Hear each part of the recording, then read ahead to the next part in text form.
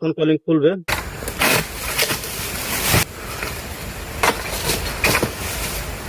আসসালামু আলাইকুম প্রিয় দর্শক, সবাই কেমন আছেন?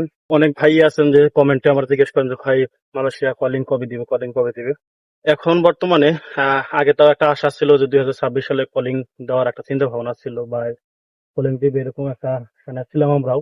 এখন মনে হচ্ছে যে আর কলিং এর আশা করা যাচ্ছে না, কারণ সেদিনকে পাহাঙের একটা আহসান গ্রুপ নামে একটা কোম্পানি, একটা গ্রুপ, তারা মনে করেন যে পার্লামেন্টে তারা মন্ত্রী গেছে যে উম, যে এই মালয়েশিয়ার যে কর্মীগুলো আনে ওই মন্ত্রী গেছে আপনার প্রস্তাব রাখছে, প্রশ্ন করছে যে যে লোকগুলো মালয়েশিয়াতে অবৈধ আছে ওই লোকগুলোই বৈধতা দেন, লোক আনার দরকার কি আগেই। যে সত্যিকারে যদি এই লোকগুলো বৈধতা দেয় তাহলে মনে হচ্ছে না আর কলিং খুলবে।